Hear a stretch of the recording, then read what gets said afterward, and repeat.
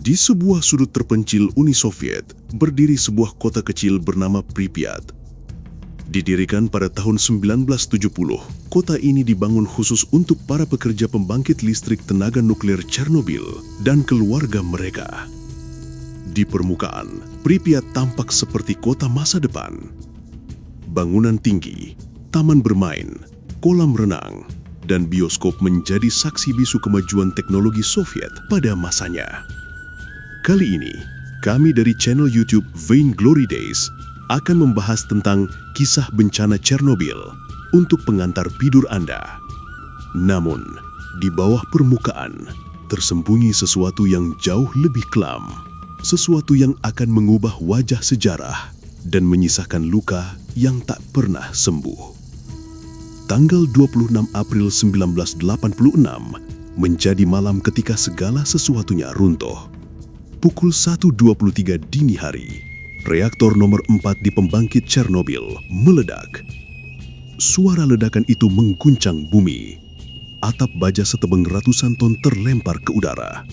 Langit malam yang sunyi mendadak menyala terang, seolah-olah fajar datang terlalu cepat. Tapi itu bukan cahaya matahari. Itu adalah cahaya maut. Api menjilat-jilat ke langit. Reaktor terbuka. Dan dari sanalah mimpi buruk dunia dimulai. Partikel radioaktif, tak terlihat, tak berbau, dan mematikan, mulai menyebar ke seluruh wilayah. Udara, tanah, dan air, semuanya tercemar oleh kematian tak kasat mata. Orang-orang tidak langsung tahu. Mereka masih tertidur. Sebagian besar berpikir itu hanya kebakaran biasa. Anak-anak masih bermain di luar keesokan padinya. Beberapa bahkan memanjat reruntuhan, tertarik oleh pancaran cahaya biru kehijauan yang terlihat seperti aurora. Tapi itu bukan aurora. Itu adalah radiasi gamma, mematikan, tak terhindarkan. Petugas pemadam kebakaran datang lebih dulu. Mereka menyangka itu hanya kebakaran listrik. Mereka tidak tahu apa yang mereka hadapi. Mereka menyentuh grafit reaktor dengan tangan kosong, tanpa pelindung, tanpa pakaian hazmat.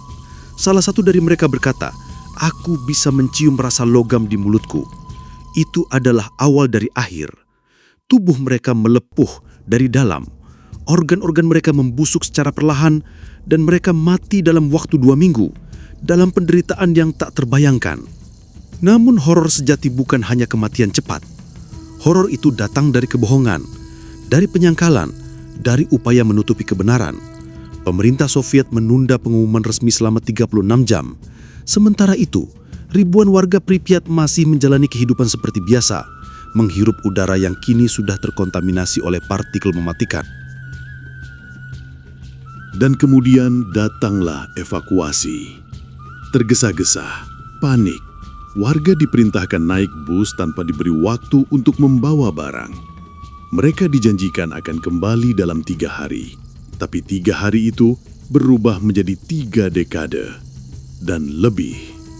Pripyat menjadi kota hantu. Namun tidak semua berhasil pergi. Beberapa orang menolak meninggalkan rumah mereka. Beberapa terlalu tua, terlalu keras kepala, atau terlalu terikat dengan tanah mereka. Mereka tinggal, dan tubuh mereka menjadi percobaan hidup dari bahaya radiasi. Kulit yang menghitam, rambut yang rontok, tulang yang patah tanpa sebab. Bahkan hewan pun tidak luput. Anjing dan kucing menjadi liar. Burung jatuh mati dari langit. Dan di malam hari, Pripyat menjadi tempat di mana bisikan-bisikan terdengar dari reruntuhan bangunan. Apakah itu hanya suara angin? Atau mungkin suara mereka yang tidak pernah pergi? Waktu berlalu, tapi radiasi tidak. Bahkan hingga hari ini, zona Chernobyl tetap berbahaya. Zona eksklusi 30 km menjadi batas tak kasat mata antara kehidupan dan kematian. Banyak peneliti, tentara, dan petualang gelap yang masuk ke sana. Tidak semua kembali dengan selamat. Beberapa melaporkan hal-hal aneh. Bayangan yang bergerak tanpa sumber cahaya, Siluet anak-anak berdiri di jendela taman kanak-kanak yang kosong. Suara langkah kaki di koridor rumah sakit tempat para korban pertama dirawat. Dan satu legenda yang terus muncul bahkan di antara mereka yang rasional. The Black Bird of Chernobyl.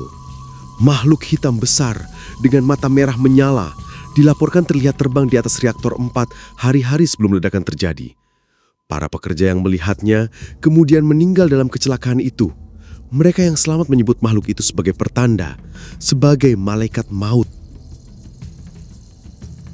Benarkah ada makhluk seperti itu? Atau hanya ilusi dari pikiran yang diganggu oleh radiasi? Kita tidak akan pernah tahu. Ada pula cerita tentang seorang petugas keamanan yang tetap di menara pengawas, bahkan setelah seluruh kota dievakuasi. Ia menolak pergi. Katanya, tugasnya belum selesai. Ia tetap berjaga, malam demi malam selama berminggu-minggu. Hingga suatu malam, rekan-rekannya menemukannya duduk membeku di kursi. Mata terbuka, mulut terbuka, seperti ingin berteriak, tapi tidak pernah sempat. Laporan medis mengatakan dia meninggal karena serangan jantung. Tapi tubuhnya tidak menunjukkan tanda-tanda pembusukan. Dan wajahnya seolah menyaksikan sesuatu yang terlalu mengerikan untuk diceritakan. Pripyat kini adalah kota mati. Bangunan runtuh, cat mengelupas, mainan anak-anak berlumur debu. Boneka tanpa mata tergeletak di lorong-lorong sekolah. Tapi entah kenapa, tempat itu masih terasa hidup, terlalu hidup. Kamera para peneliti kerap rusak tiba-tiba saat merekam di titik-titik tertentu. Alat ukur radiasi kadang melonjak, lalu turun tanpa penjelasan. Dan terkadang terdengar suara ketukan. 3 kali, lalu hening. Seakan sesuatu atau seseorang mencoba berkomunikasi. Apa yang sebenarnya terjadi di Chernobyl? Apakah ini hanya bencana teknis? Atau ada sesuatu yang lebih dalam, lebih gelap, yang telah dibangunkan oleh manusia sendiri? Beberapa teori konspirasi mengatakan eksperimen rahasia militer dilakukan di bawah reaktor 4.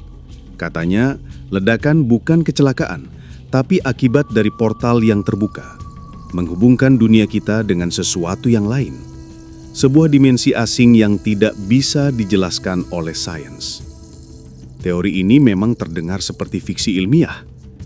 Tapi bagi mereka yang pernah menjejakkan kaki ke Pripyat, rasanya sangat nyata, terlalu nyata. Karena malam di sana tidak pernah benar-benar gelap dan tidak pernah benar-benar sepi. Kegelapan di Pripyat bukan sekadar absennya cahaya. Ia adalah kehadiran sesuatu yang menatap balik. Dan mereka yang pernah ke sana seringkali kembali dengan mata kosong, jiwa yang berat, dan bisikan dalam tidur mereka. Bisikan dalam bahasa yang tidak mereka mengerti. Atau mungkin bukan bahasa sama sekali. Hanya suara dari reruntuhan.